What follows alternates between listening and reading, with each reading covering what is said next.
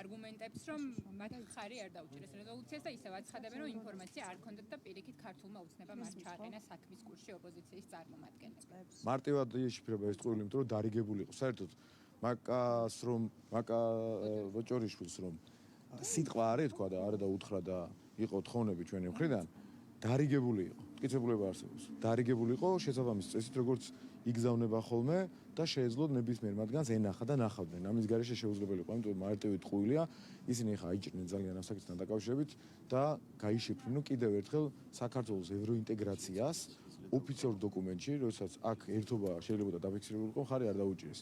მარტივი ამბავია ძალიან. ყოველთვის როდესაც საქმეზე მიდგება, ამ შემთხვევაში დოკუმენტალურადაც კი დადასტურდა, რომ მათ ხარი არ დაუჭირეს დოკუმენტს, სადაც საქართველოს, მოლდოვას და უკრაინის მხარდაჭერაზე და შესაბამის მკაფიო კიდევ ერთ განაცხადზე იყო საუბარი. როგორც ჩანს, არ ვიცი, ბილიონი ეჭვი შეიძლება გამოითქვას, მაგალითად ის, რომ საქართველოს, მოლდოვას და უკრაინის ერთად ყოფნა არ უნდათ რაღაც დოკუმენტში და თავისი ქვეყნის წინააღმდეგ მიდიოდნენ და 1000 ვერსია შეიძლება იყოს, მტკიცებულება და ფაქტობრივი გარემოებები იმაზე მიუთითებენ, რომ მათ მხარი არ დაუჭირეს, ისინი არ გახდნენ ინიციატორები იმ ევრორეზოლუციის, სადაც საქართველოს ევროპულ გზაზე იყო საუბარი. რატომ არ მივართეთ ბატონო მამუკა, თუ ნამდვილად თქვენი სურვილი იყო, რომ ამ რეზოლუციაზე მუშაობა დაწყებულიყო, ორგანიზაციის სხვა წევრებს, იქ არის 60 ევროდეპუტატი არიან, სხვა ქვეყნების წარმომადგენლები. საინტერესოა. ხო, აი, მას შემდეგ რაც როგორც ამტკიცებთ უკრაინისგან და ქართული ოპოზიციისგან მიიღეთ უარი. რატომ არ მიმართეთ? უარი არ მიიღეთ. ორი ხმის უარი არ მიიღეთ ამაში ასე. უარი არ მიიღეთ. ბოლო წუთამდე პირდებოდნენ და რომ დადგა ის შესაბამისი დრო როცა მოიწურავა და მაშინ აღმოჩნდა რომ თურმე არ აწერენ ხელს. ერთი წამი. არც ყოფილა სხვა კომუნიკაცია იქიდან გამომდინარე რომ არ იყო ამის საჭიროება, უკრაინელების ხელს აწერდნენ. და საერთოდ რომ არ მოეწერა ქართულ ოპოზიციას ხელი, მათი მხრიდან ნამდვილად არ იყო წინაწარ თანხმობა. ოპოზიციამ ბოლო წუთას, ანუ ჯერ გითხრათ რომ არ მისმენთ და შემდეგ ითქეს რომ არ მისმენთ. არ მისმენთ, დიახ, თქვენ სწორად აღნიშნეთ, ვერ გაიგოთ თქვენმა კოლეგ. ბოლო წუთამდე უკრაინელებისგან იყო თანხმობა. და შესაბამისად ბოლო წუთას აღმოჩნდა, როდესაც უკვე შესაბამისი ვადა ამოიწურა ამის დაინიცირების, რომ მეორე დროს განხილულიყო, რომ უკრაინელები ხარს არ უჭერდნენ. ამის დამტკიცება მეტი როგორ უნდა დამტკიცო ხელმოწერა არ არის. რომ თანხმობა იყო ბოლო წუთს. აი ჩამოვა მაკაბოჭორშია დეტალურად მტკიცებულებების დონეზე, შეიძლება მესიჯების დონეზეც კი გაახმოვანოს ეს ყოველთვის. ოპოზიციისგანაც ჰქონდათ თანხმობა. ოპოზიციისგან არა, ოპოზიცია ფიქრობდა, მაგრამ უკრაინელებისგან იყო თანხმობა. მარტივი ამბავი ხა, რაში მივიყვებით ხვდებით? უმარტივესი ამბავია. და რატომ იყო მოლდოვის დელეგაციის მხოლოდ 3 წევრის თანხმობა? ამ იმიტომ რომ 3 წევრი წარმომადგენელი ყავს. 3 წევრი იყო. ჩვენსაც წარმომადგენელი ყავს, მაგრამ 5 იყო წარმომადგენლები. ყველა კი არ დადიან ჯგუფ-ჯგუფად. იყავით უკან საქართველოსთან. მოლდოვიდან მხოლოდ 3. ქართული ოცნებიდან 5 მეთქი ამას გულს. მაგრამ მოლდოვიდან მხოლოდ 3 იყო. დიახ.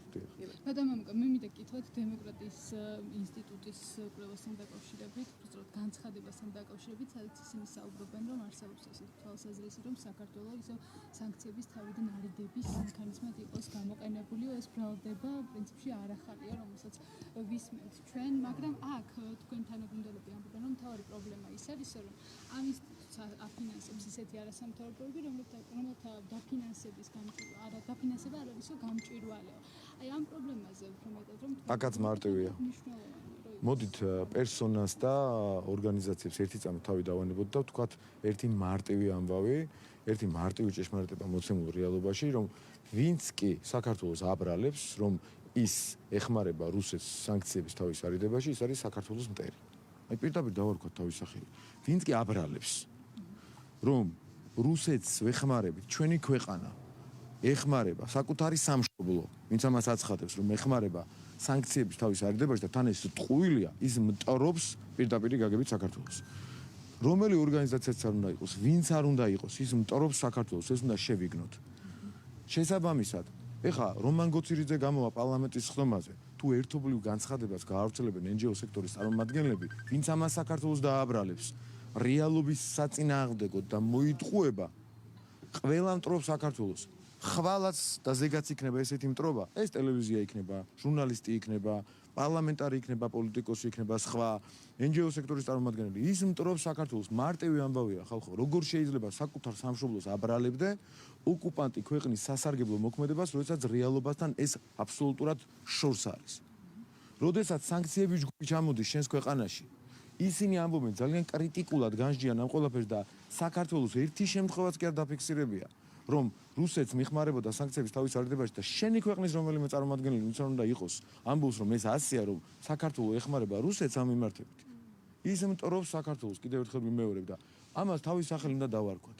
ღალატს თავის სახელი უნდა დავარქვათ. ამაზე დიდი ღალატი მართლა ვერ წარმომიდგენია, გულწრფელად გეუბნებით, მართლა ვერ წარმომიდგენია. დავამთავრეთ. ესეც მეორე ნაწილი. იღარად შეხება ფინანსების გამჭვირვალებას. სხვათა შორის. ამაზე მეც დავასწრებ.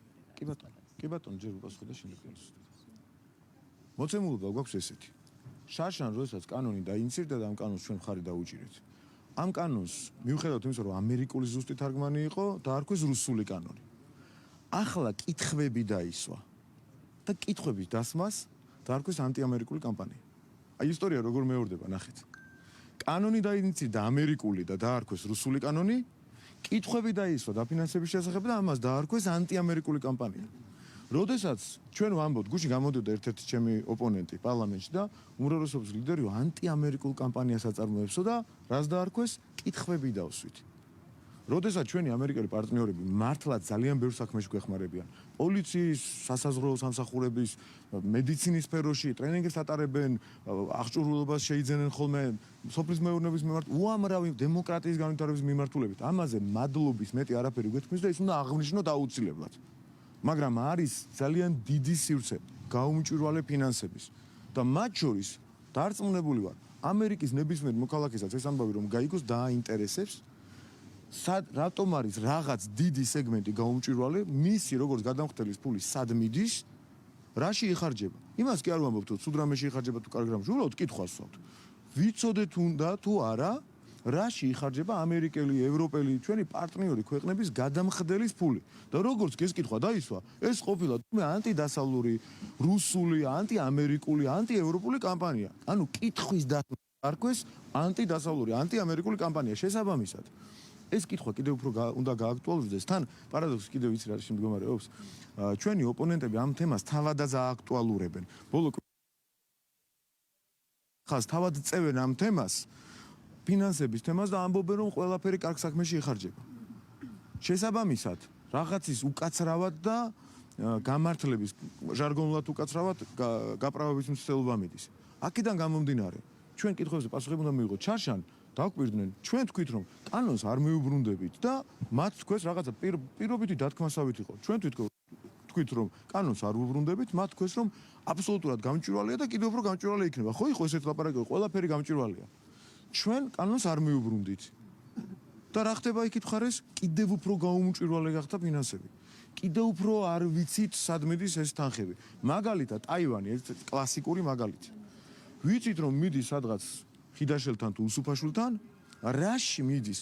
უბრალოდ ვარაუდი შეგვიძლიათ ისინი რომ ანტიჩინურ კამპანიას აწარმოებენ, ამაში შეგვიძლია ვივარაუდოთ, მაგრამ მტკიცებულებების დონეზე, რომელ კამპანიაში კონკრეტულად რა მიმართულებით რამდენს იღებენ, რა პროექტები ფინანსდება, რაში რას ხარჯავენ, ვიცით ხო არ ვიცით? სამთავრობო სექტორს ალბათ სრული შემადგენლობით არ მიემართება, ხო? რა? თქვენი კრიტიკა არა, რა თქმა უნდა. ალბათ სრული შემადგენლობით. არა, რა თქმა უნდა. დიდი მადლობა ამ კითხვისთვის. ორგანიზაციები, რომელთა საქმე მისაღებად მიგაჩნიათ და ფიქრობთ, რომ მათი დაფინანსებით დონორების ფული ან ტყუილად არის კარგება, ან მავნებლური მიზნით. არა, რას ამბობთ პირიქით? აი თუ შეგიძლიათ დაგვისახელოთ ეს ორგანიზაციები. არა, ნახეთ, არა თუ თქვენ ასე სახელობითად ასახელებთ ხოლმე ორგანიზაციებს. არც ერთი არ დამისახელებთ, ტყუილია ეს. არც ერთი ორგანიზაცია სახელობით ამ შემთხვევაში მე არ დამისახელები, ეს არ არის მართალი ინფორმაცია. ის ორგანიზაციებიც კი, რომელიც ყველაზე მდიდრები არიან და რომელთა ფინანსები აბსოლუტურად გაუმჭვირვალეა, იმ ორგანიზაციებსაც კი აქვს ცალკეული პროექტები, რომელიც ძალიან კარგი პროექტებია. ანუ იქ დემოკრატიის განვითარების თვალსაზრისით, სხვა მიმართულებებით, კარგი პროექტები ეს ვიცით. ეს რატომ ვიცით, იცით? როდესაც კარგ საქმეს აკეთებენ, ამას გამჭვირვალეს ხდიან ხოლმე. იმიტომ რომ როდესაც ქართულს, ეროვნულს არ ეწინააღმდეგება რაღაც ადამიანების განვითარებაზე, არასრულწლოვნების რაღაც მიმართულებით განვითარებაზე, ვიღაცის დატრენინგებაზე, დემოკრატიის ხარისხის განვითარებაზე, უფლებების ხარისხის განვითარებაზე, გაძლიერებაზე რომ მიდის საუბარი, აქ არაფერს ერიდებიან და ახმოვანებენ ის ორგანიზაციები, რომელსაც ჩვენ ვაკრიტიკებთ. მაგრამ ამისთვისკენ ნებისმიერი, აი რაც კი შეიძლება ყველაზე მდიდარი NGO-ები, მაგ არ დავასახელებ არც ეს კონკრეტულს. გამჭვირვალებას აქვს ცალკეული პროექტები, რომლებიც ქონია, ალბათ ქონია. დიახ, რა თქმა უნდა, ნებისმიერ ორგანიზაციას აქვს ხოლმე რაღაცა მიმართულება, როდესაც ჩვენ ვიგებთ რომ რაღაც კარგი პროექტი შეიძლება იყოს, მაგრამ მათი ფინანსების უდიდესი ნაწილი არის შავი, იმიტომ რომ თეთრად რაც ჩანს, იმას რაც აწყობს აპიარებენ. მაგრამ უფრო დიდი ნაწილი ჩვენ ხშირად არ ვიცით, აი თქვენ შეგიძლიათ მიპასუხოთ, აი შემოხვედრი შეკითხვა. მარტივი ეს არ არის თქვა რიტორიკული და შეგიძლიათ დისკუსიაში შემოხვიდეთ, მარტივად გაიშიფრება ყველაფერი. შეგიძლიათ ამდენი ათეული მილიონი დოლარი, ამდენი ასეული მილიონი დოლარი კონკრეტულად რაიმე პროექტები, ისეთები დიდი პროექტები დაასახელოთ, რომ იხარჯება ვიცით ამ მიმართულებით. ან რომელიმე ორგანიზაციას დღეს აგერ ხო ლაპარაკობთ, ეხლა რომელიმე არასამთავრობო ორგანიზაციამ თავისი სრული ფინანსების ნუსხა რომ აი ეს ამდენი მილიონი დაფინანსდა, თქვა დაფინანსდა 10 მილიონი და 10 მილიონზე დადოს ჩამონათვალი რომელი რა პროექტში დაიხარჯა? არა, თუ მოვიდომებთ კი არა, 1 წელია ვითხოვთ, მეტი მომდომება რა უნდა ვქნათ ეხლა. ოფისში ხوار შეუვარდეთ. ბატონო, ჩინეთთან დაკავშირებით მკითხავთ, ჩინეთთან დაკავშირებით იგივე თემა. ბოდიში, რადგან შეგვიძლია. იგივე თემა მქონდა უბრალოდ. ნახეთ, თხოვს უკითხავს დაგისვამთ გიორგი კალანდარიშვილთან დაკავშირებით და სალომე ზურაბიშვილის მოწვევასთან დაკავშირებით დღევანდელ დღეზე. უპირველეს ყოვლისა, შინაგან საქმეთა მინისტრმა განაცხადა, რომ კალანდარიშვილის საკითხზე, რაც მიმდინარეობდა ორი კვირის განმავლობაში, გამოძიება არ დაწყებულა. არის თუ არა ეს იმის დადასტურება, რომ ეს მხოლოდ პარტია ქართული ოცნების მიერ გამოგონილი პიარი იყო და სინამდვილეში არანაირი რეალური საფუძველი არავინ არაფერს არ უპირებდა გიორგი კალანდარიშვილს, იმიტომ რომ ფაქტია, რომ გამოძიება ამ ყველაფერზე არ დაიწყო ეს ერთი და მეორე პრეზიდენტმა დაპატიჟა პრემიერ-მინისტრი და პარლამენტი. სასაკეთებია თუ შეიძლება ჯერ პირველს. კარგით. დიახ, კალანდარიშვილი. ესე იგი არავინ არაფერს უპირებდა. თქვენ კი არ დაუპირეთ, გაუკეთეთ კიდევაც. თავდასხმა იყო თქვენი ტელევიზიის მხრიდან, იყო დეზინფორმაციული შტურმი კალანდარიშვილზე. ეს დადასტურდა უკვე ეთერშია თქვენთან გასული. ახლა რა შეეხება? ანუ ეს რომ დამიდასტურეთ, მადლობა, რომ ამაზე არ შემეწინააღმდეგეთ, დიდი მადლობა. ეხლა რა შეეხება? თუ კი გავრცელდა ინფორმაცია წინასწარ იმის შესახებ, რომ ორგვარი შტურმი იგეგმებოდა, ერთი საინფორმაციო, მორალური, ასე დავარქვათ, და მეორე ფიზიკური. ეს იყო თქვენი მხრიდან, კონკრეტულად თქვენი კი არა, ჟურნალისტების მხრიდან და ჩვენ ეს გავიმეორეთ. პირველი ნაწილი დადასტურდა, საინფორმაციო შტურმი, მასზე თქვენ მიიტანეთ და უკადრებელი იკადრა სიუჟეტმა, მისმა ავტორმა და ასე შემდეგ, როდესაც მას დააბრალა ისეთი რაღაცები, რაც ბუნებაში არ არსებობს, მემკვიდრეობასთან დაკავშირებით გააჩინა ეჭვები სიუჟეტის ავტორმა იმასთან დაკავშირებით, რომ თითქოს ეს შეიძლება ყოფილიყო რაღაც ახლანდელი შენაძენი და ასე შემდეგ, გარდაცვლილი მამის ბიოგრაფიას კი გაუყალბეს, გარდაცვლილი მამისვე დისკრედიტაციის მიზნით. ეს ერთი ნაწილი დადასტურდა ამ ინფორმაციის ჟურნალისტების მიერ გახმოვანებული. და მეორე ნაწილს რაც შეეხება გარკვეული ეჭვები, როგორც ვიცი, თქვენგან გავიგეთ ხოთაშორის გუშინ, მანაც გამოთქვა სტანდარტი გამოძიების დაწყების, ბრალის წარდგენის, შემდეგ განაჩენის არსებობს ამ ქვეყანაში, ამ სტანდარტს თუ დააკმაყოფილებს მისი განცხადების, თქვათ, გარკვეული დეტალები, ამას შეისწავლიან ალბათ და გამოძიების დაწყებას არა აქვს ვადები, შეიძლება ერთი თვის შემდეგ გაჩნდეს კიდევ უფრო რეალური გარემოები, რაზეც შეიძლება დაიწყოს, ან არ დაიწყოს გამოძიება. ეს არის სამართლებრივი დეტალი, რომელთაც სპეკულაცია არ ვაქვს. ჩინეთთან დაკავშირებით. ბოდიში. კი, ახლა. კობახიძე და პაპუაშვილი. პაპუაშვილი და ირაკლი კობახიძე დაპატიჟა თოფურიას ღირსების მედალის დაჯილდოებაზე ათონის რეზიდენციაში. ღირსების მედალი არა, აქ დღეს მოვისმინე რამდენიმე. არა, შეიძლება მე არ მგონია რომ ზებაზეა დაპატიჟებული პაპუაშვილი და ორდენის. კი, და რა არის ძალიან მნიშვნელოვანი, იცით? მე მაინტერესებს, რატომ არ მიდის პრემიერ-მინისტრი და რატომ უნდა მივიდეს? და რატომ არ მიდის პარლამენტის თავმჯდომარე ათონის რეზიდენციაში? როგორც პარლამენტის თავმჯდომარე, ასევე პრემიერი თავის და რატომ უნდა მივიდეს მომენტში? თქვენი მოწოდება იყო მათ შორის. მოწოდება კი არ იყო. ეროვნული მნიშვნელობის საკითხებზე ამ თანხმობის გამოვლენა არის მნიშვნელოვანია. პირველი სალომე ზურაბიშვილთან ეროვნულ თანხმობაზე საუბარი უკვე შეუძლებელია, რიგითი რადიკალი ნაცი გახდა, თუმცა ის სამწუხაროდ კვლავ იკავებს ფორმალურად პრეზიდენტის თანამდებობას და რაღაც ფორმალური საკითხების გადაწყვეტისათვის მისი თანამონაწილეობა აუცილებელია, მათ შორის ღირსების ორდენის გადაცემისათვის. დღეს მოვისმინე საოცარი სპეკულაცია, რომ დაასწრო პრემიერმა და პარლამენტის თავმჯდომარემ და არა და კანონი რომ ვინმე წაეკითხა, ღირსების ორდენის გადაცემას, იმიტომ შევნიშნე მედალსა და ორდენს შორის განსხვავება. ღირსების ორდენის გადაცემას ჭირდება საქართველოს პრემიერ-მინისტრის და პარლამენტის თავმჯდომარის წარდგინება საქართველოს პრეზიდენტთან, რომ მან გადაცეს ღირსების ორდენი. ამიტომ განვასხვავე ის მედლისგან. ამიტომ ტყუილია ის ამბავი, რომ პრეზიდენტს თითქოს უნდოდა წინასწარ ორდენის გადაცემა და მას არ შეეძლო ღირსების ორდენის გადაცემა საქართველოს პრეზიდენტს თუ არ მიმართა მას პრემიერ-მინისტრმა და პარლამენტის თავმჯდომარემ ქართული კანონმდებლობის შესაბამისად არ შეუძლია. ამიტომ დღეს რომ გამოდიან პარლამენტის გადაცემა შეუძლია. ღირსების მედლის კი, არა, ერთი წამით. ხო და ამას ვამბობ. ეხლა ღირსების მედლის გადაცემას თუ აპირებდა, არ ვიცი, წინა კვირაში რომ 100 კაცი პირობითაც დააჯილდოვა და პატარაებზე ვიღაცებს რომ დაურიგა, იმედლით თუ აჯილდოებდა იმას თოფურიას, არ ვიცი, ნამდვილად, მაგრამ რაც ეკუთვნის იმ პატრიოტ ადამიანს, რომელმაც ამხელა სიამაყე მოგუგვარა ქართველებს, შესაბამისად ამ ორდენის გადაცემა სჭირდება კიდევ ერთხელ ვიმეორებ, კანონმდებლობის შესაბამისად იმ ხალხის წარდგენება, ანუ პრემიერის და პარლამენტის თავმჯდომარის, ვინც წარადგინა და ეხლა ფორმალურად მან უნდა გადასცეს ეს, გააკეთოს თავისი ფორმალური მოვალეობა, შეასრულოს ამბიციების გარეშე, ხო შეიძლება მარტივად და თოფურიას ბოდიში ფორმალური პასუხისმგებლობის აღებას არ ჭირდება ამხელა ამბიციები, არ ჭირდება ამხელა ამბავი, რომ თოფურიას საკითხი ეხა გამოვიყენოთ ასევე პოლიტიკური მიზნებისათვის. ამ ადამიანებმა ხო არ დაიწყეს ამ პოლიტიკურ სპეკულაციაზე ფიქრი და ლაპარაკი, როგორც იყო, მიუხედავად იმისა, რომ არ მიგვაჩნია, რომ ეს ადამიანი საერთოდ პრეზიდენტია, მეტი თანხმობა ამ საკითხში რა უნდა ადგენენ და რადგან თოფურიაზე იყო საუბარი, არ გახადეს ეს საკითხი პოლიტიკურ საკითხად, როგორც კანონში ეწერა, ორდენთან დაკავშირებით გაუგზავნეს შესაბამისი დოკუმენტები საქართველოს პრეზიდენტს, რომელიც ფორმალურად ისე ვიკავებს პრეზიდენტის თანამდებობას და იმან მოინდომა ახლა შევიკრიბოთ ჩვენ ერთად, გამოიყენა თოფურიას საკითხი. ჩინეთთან დაკავშირებით. ერთი წამი აი თავარი ამბობს არგუმენტს.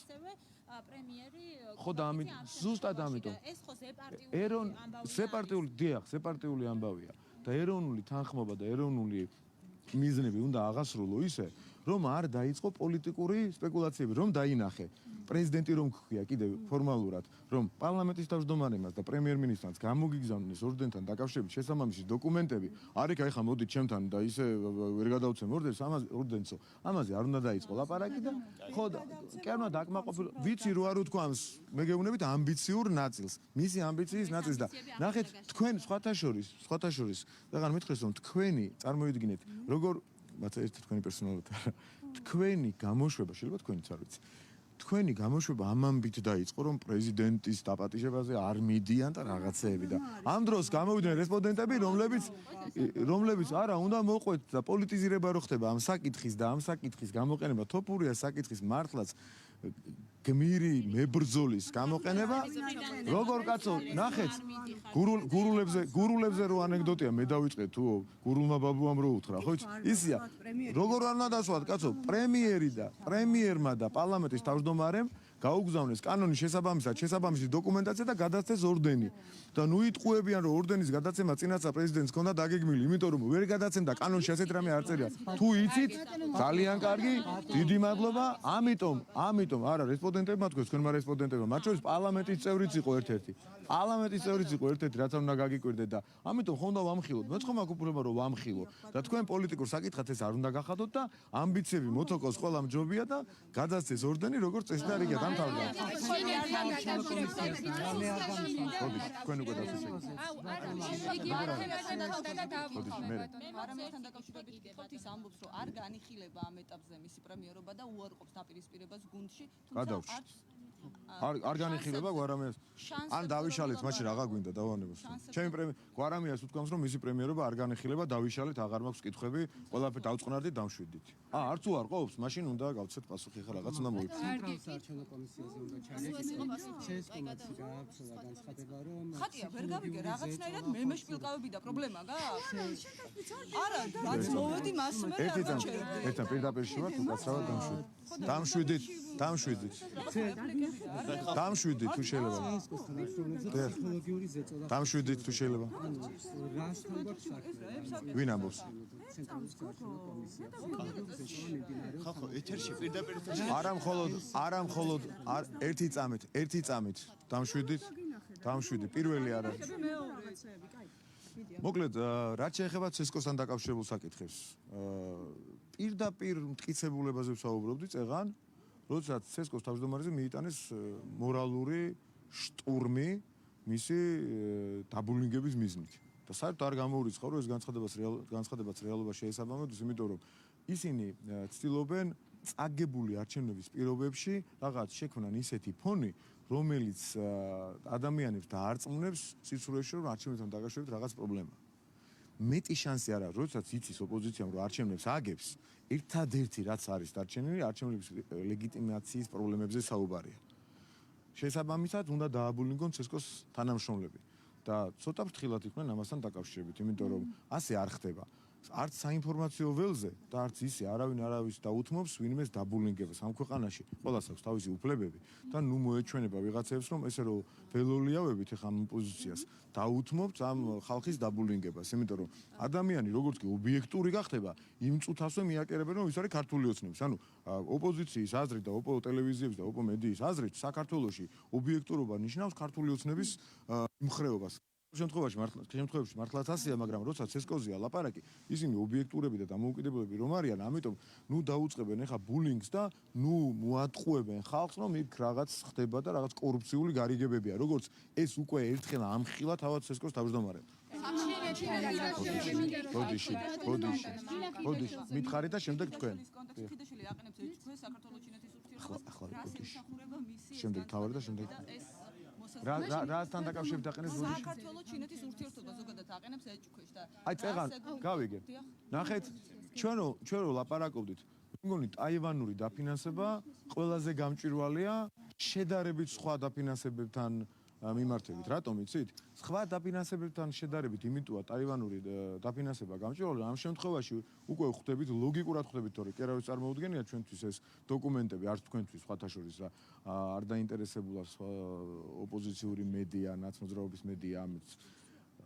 ტკიცდება, რომ ტაივანური დაფინანსება ერთი მხრივ უზრუნველყოფს ანტიჩინურ კამპანიას და საქართველოს-ჩინეთის ურთიერთობის დაზიანებაზეა ორიენტირებული. საქართველოს-ჩინეთის ურთიერთობების დაზიანება ნიშნავს საქართველოს დაზიანებას, მათ შორის განსაკუთრებით ეკონომიკური კუთხით. და ეკონომიკური კუთხით დაზიანება ნიშნავს იმას, რომ ხვალ უნდა გამოვარდნენ მე ახალი ოდნავ რეალური არგუმენტები თქვან. დღეს ხო ტყუილების შესახებ მაგათაც ხო ამბობენ, რომ მათ თუთიყუშებებით იმეორებენ 800,000 ადამიანმა დატოვა საქართველო. რამდენი დაბრუნდა არაფერს არ ამბობენ და და ამ დროს აღმოჩნდა რომ ბოლო მონაცემი ყოფილა დადებით ძალიან მცირე მართალია, მაგრამ დადებით მიგრაციული სად. მე ხან რა იკადრეს რომ ჩვენ თითქოს ემიგრანტებს დავწიეთ. წარმოიდგინეთ სად რა კადრების ხარისხი იყო, რომ ჩვენ თითქოს ემიგრანტებს დავწინით ამით და რა ემიგრანტები დასაცინები თვითონ არიან ემიგრანტებს რაჭით დასაცინი. ისინი არიან დასაცინები, რომ ესე იგი 800,000 ადამიანი რო გავიდა და თვითონაც მათ რიგებში არიან, იმ მონაცემის მიხედვით რაც ხელში უჭირავთ, თავად უკან არ არიან დაბრუნებულები. ეხლა სერიოზულად ამ თემას როგორ შეიძლება ელაპარაკო და დასაცინები არ არიან და ემიგრანტებს რაჭით დასაცინი.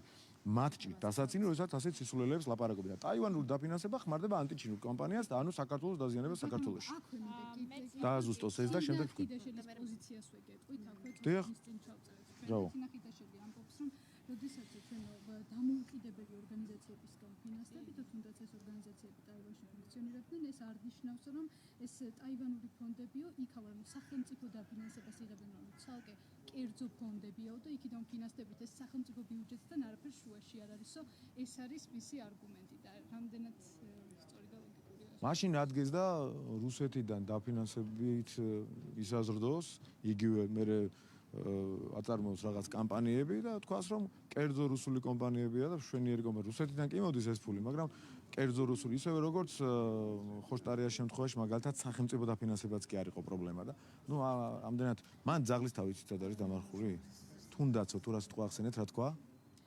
არა, თუნდაც აი ამ სიტყვაშია დამარხული ძაღლის თავი. თუნდაც, რა თუნდაც, ტაივანიდან რომ ფინანსდება, აქ რომ ჩინეთთან დაკავშირებით ზოგადად უკვე აპრიორში პრობლემებია, მაგრამ არა აქვს მნიშვნელობა ტაივანიდან დაფინანსებაზე კი არა. ჩვენი მეგობარი ქვეყნებიდან დაფინანსების გამჭვირვალობაზე არ მიუშვეს არავინ, თქვენიც მათ შორის. შარშან რუსული კანონი ამერიკულს დაარქვეს, წელს კითხვის დაცმას ანტიამერიკული კამპანია და ტაივანიდან დაფინანსების გამჭვირვალობაზე საერთოდ აღარ არის საუბარი, ხო? მარია ზახაროვას განცხადებასთან დაკავშირებით. ეს თავარის კლასიკაა რუსი პროპაგანდისტების.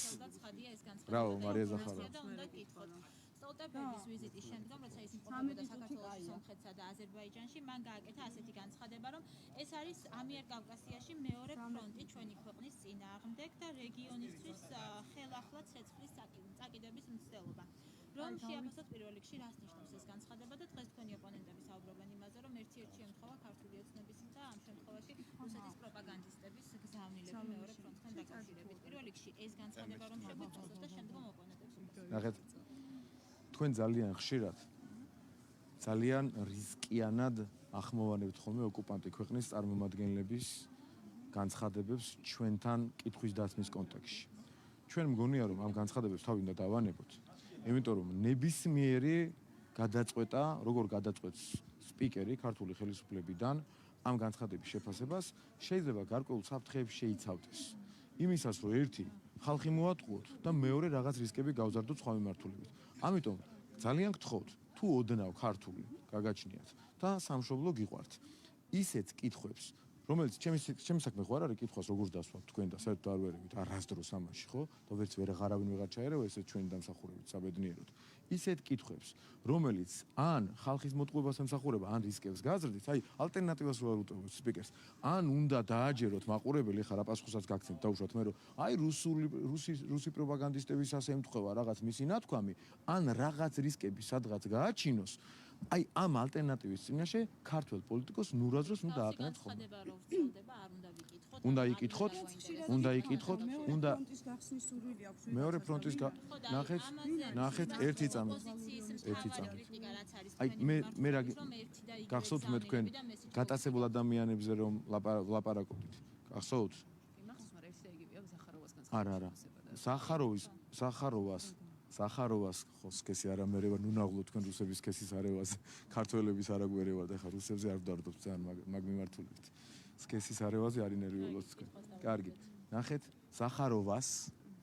სახაროვას განცხადების შეფასებაზე თავს არ მოვიკლავ ნამდვილად და ოკუპანტი ქვეყნის რომელიმე წარმომადგენელი რა განცხადებებს გააკეთებს ამის დევნას მე არ ვაპირებ აი გულწრფელად გეუბნებით მაგრამ მე უბრალოდ თქვენ გამხელთ მიზანში რა კითხვასაც ვამ თქვენ კითხვანა დასვათ ჩემი უფლებაა რომ გამხილოთ მიზანში ან უნდა მოატყუოთ ეხა ხალხს რომ აი რუსეთის და საქართველოს ხელისუფლების რაღაც ნარატივები ერთმანეთს ემთხვევა ან რაღაც რისკები გააჩინოთ ამ დროს იმ დღეს ვამბობდი თქვენ ერთ-ერთ კოლეგაზე თუ ვიტყვი რომ დაუშვათ რაღაც არის აი მარტივი ჭეშმარიტება თქვენ ძალიან კარგად გამოიყურებით რუსებმა ეს რო თქვან თქვენ გვაიძულებთ რომ არა თქვენ გამოიყურებით საშინელად უნდა თქვათ აი ამ დონეზე დადიხარ და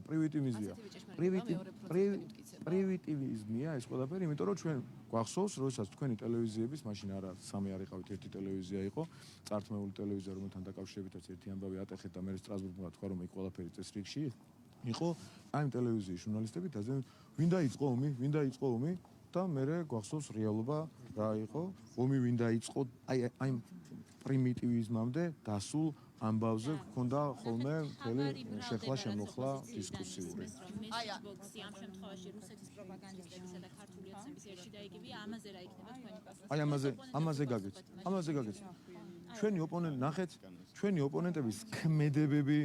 ჩვენი ოპონენტების ქმედებები ემთხვევა ხოლმე დროში რუსულ ინტერესებს და ჩვენ პრაგმატულ პოლიტიკას ვატარებთ და რაღაცა სიმართლეზე ვინც არ უნდა თქვას იმ დღეს მაგალითად LGBT პროპაგანდაზე თქვი რომ სულ რომ რატო შემოწყვეტინეთ საფოდიში მაგრამ ანუ ეს არის რა სტოლტერბერგის როგორ შეიძლება მეორე ფრონტის გახსნა უნდა საუბრობ ზახაროვა და მაშინ რაზე საუბრობ ხო ერთი წამით რაზეც საუბრობ რატომ აწყვეტინეთ თქვენ რო არ მოგწონთ ეს იმას ხო არ ნიშნავს რომ ტყუილია არა ხალხი ერკვევა ხოლმე და რა ვიცი ვერ გავერკვიეო მე რასაც პასუხობ ის მინდა რომ გაგცეთ პასუხი ამ კითხვაზე მე მიმაჩნია ზუსტად ის სიტყვებია პასუხი რაც მე გაგეცით ასევე თქვენ თუ ძალიან გაწუხებთ და რაღაც შინაგანში ფოთვები გვაქვს თქვენთვის გეტყვით რომ სტოლტერბერგი ნამდვილად არ ყოფილა ჩამოსული იმისას რომ მეორე ფრონტის გახსნაზე ესაუბრა აქ აი ეს თუ გინდოდათ ჩემგან გაგეგოთ ესეც ზღაპარია და ესეც ცალკე დეზინფორმაციაა შესაბამისად უნდა მას ვინც ამისკენ მოგვიწოდებდა მათ შორის უკრაინის ხელისუფლების კონკრეტული წარმომადგენლები, რომელიც თურმე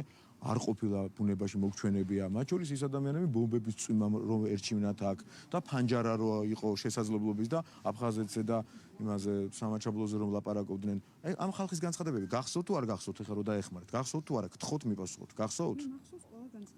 გახსოვთ ყველა განცხადება. ანუ ყოფილა ასეთი მოწოდებები და თქვენი რიტორიკული შეკითხვა ყოფილა ტყუილი ჩართვა. 2013 წელს პრემიერის თანამდებობიდან ბიძინა ივანიშვილის გადადგომის მიუხედავად მის ლაპარაკობს. აი 2013 წელს როცა ივანიშვილმა დატოვა თანამდებობა, მას შემდეგ მისი ყველა მემკვიდრე ინარჩუნებს მასზე დამოკიდებულებას და ასევე ბოლო 2 წლის განმავლობაში საქართველოს მხრიდან გაუშვა არაერთი შესაძლებლობა გამხდარიყო უფრო ინკლუზიური, დაცული და წარმატებული სახელმწიფო. ვინ ამბობს ამ ჯადოსნოს სიტყვებს? კი ბატონო, ეს არის სიტყვები, რომლებსაც ჩვენ ვკითხულობთ ანგარიში, ეს ანგარიში ბერტელსმანის ფონდის მიერ არის გამოქვეყნებული და მოიცავს 2 წლიან კვლევას 2021 წლიდან 2023 წლამდე. ბერტელსმანი ვინ არის? ბოდიში არ ვიცი რაღაც ჩემი განათლების დიაპაზონი ვერ გაწვდა ამ ორგანიზაციის დეტალურ ცნობადობას და რა ვქნა, ვინ არიან? არ ხსმენიათ ამ ორგანიზაციაში. ხსმენია, მაგრამ არ ვიცი დეტალურად ვინ არიან, რას წარმოადგენენ, ვის ეყრდნობიან და ასე შემდეგ. კვლევა თავად ჩაატარეს და შეგიძლიათ რომ ვინ არის ეს ხალხი? დეტალურად არც მეოქს ინფორმაცია იმაზე, ვინ დააფუძნა ეს ვინმე მხარეს? და ახლა ვინ წარმოადგენს ამ ორგანიზაციას. როგორ იწოდება? ბერტელსმანის ფონდია და ერთი წამით ბერტელსმანის ფონდი, აი ეს ფონდი ვის ეკუთვნის, ვინ არიან ეს ხალხი, ვინმე მითხარ და გავაგზავნოთ თუ არა? წარმოადგენთ ბატონო ამ ქვეყნის ხელისუფლებას და ალბათ თქვენ უფრო უნდა იცოდეთ. ხო და არ ვიცი დეტალები მეთქი და მომიტევეთ. შინაარსზე გითხარით, ანუ ბიძინა ივანიშვილის შესახებ ჩანაწერი, რამდენად სამართლიანია? აი ხა თქვენ რომ მითხრათ, რომ ის ერთი ყველა წამით. მემკვიდრე მასზე დამოკიდებულებას ინარჩუნებს. სამართლიანი ამის მტკიცება.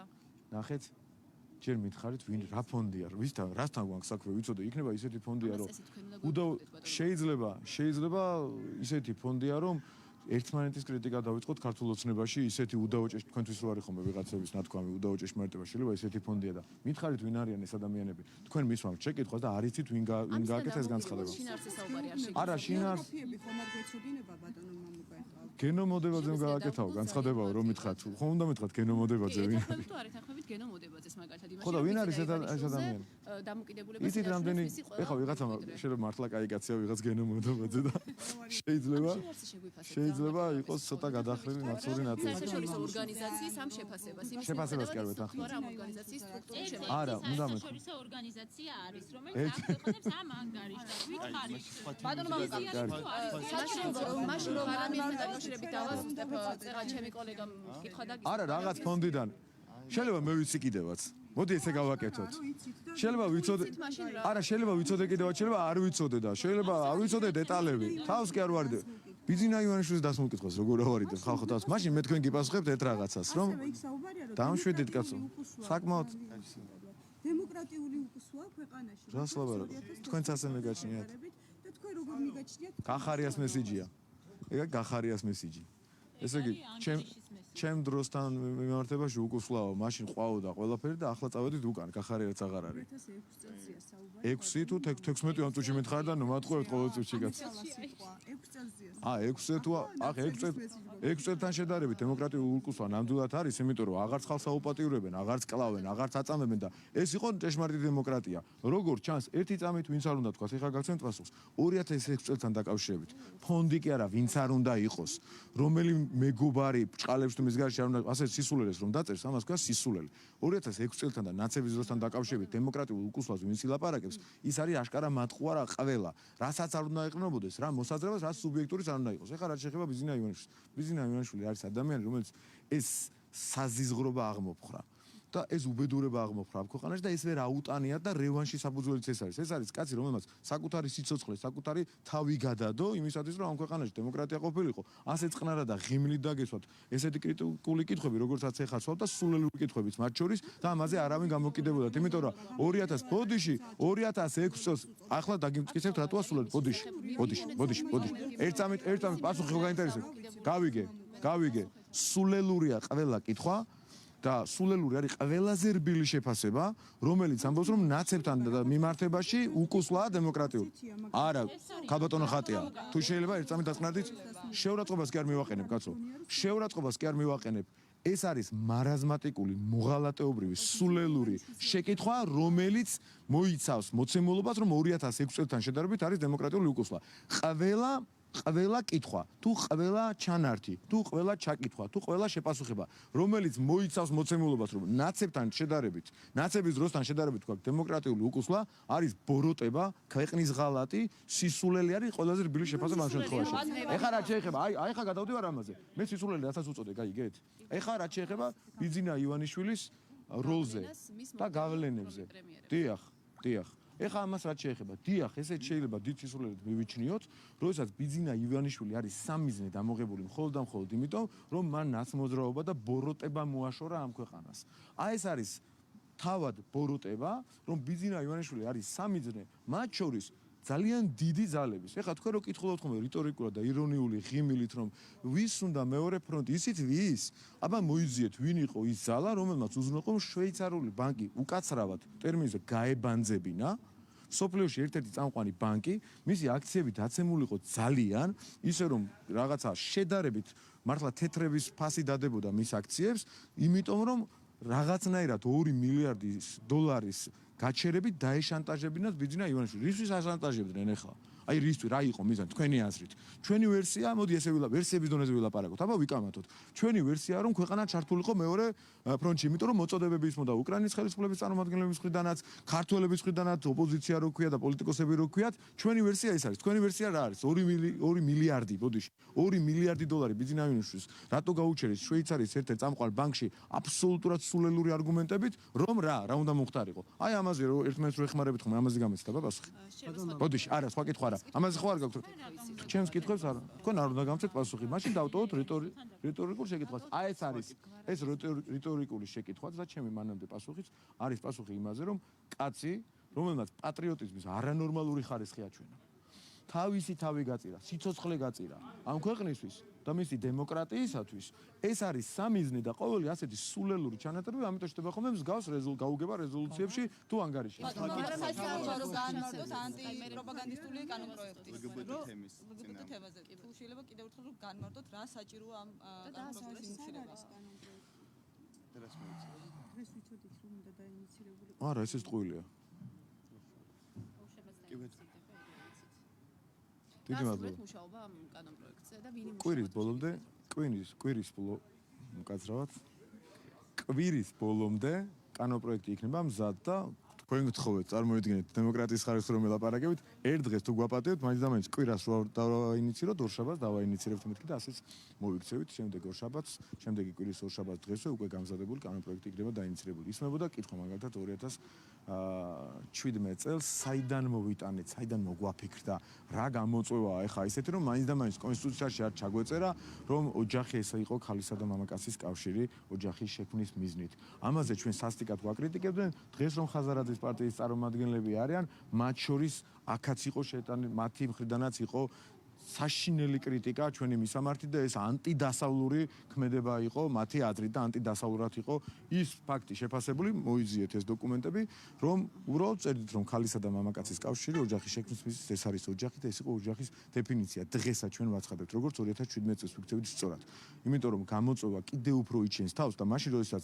დღევანდელ ცივილიზებულ სამყაროში ჩვენ მეგობარ ქვეყნებშიც კი შეაღწია თემამ რომ დედას და მამას დედა და მამა არ უნდა დაუძახო ამაზე დიდი სუდი რამ რა შეიძლება მოხდეს და ამისი დაზღვევა თუ პრობლემაა რა ვიცი ვიმსჯელოთ ამაზე ერთად დავდოთ კანონპროექტი და ვიმსჯელოთ და ვიკამათოთ კანონპროექტი რომ დედას და მამას დედა და მამა არ უნდა დაუძახო და დაუძახოთ ხოლმე მშობელი აი ეს ნარატივი რომ შემოვიდა და რომის პაპსაც კი განცხადებების კეთება მსგავს ნარატივებზე რომ მოუწია ეს თუ არა აქტუალური თემაა მაშინ ჩვენ მტყუანები ვყოფილვართ მაგრამ როდესაც ჩვენ ვხედავთ ინტერნეტ სივრცეში, სატელევიზიო სივრცეებში უამრავ პროპაგანდისტულ გზავნილებს, მაგალითად ტრანსგენდერი ქალები რომ მიყავთ 3 და 4 წლის ბავშვებთან ბაღებში და როგორც წარმატების მაგალითებს ისე წარმოუჩენენ მათ და ბედნიერება რაში არის, აი ამ მაგალითზე დაღნობის რომ ელაპარაკებიან, ეს არის პრობლემა თორემ როგორც კი ჩვენ შევეხებით.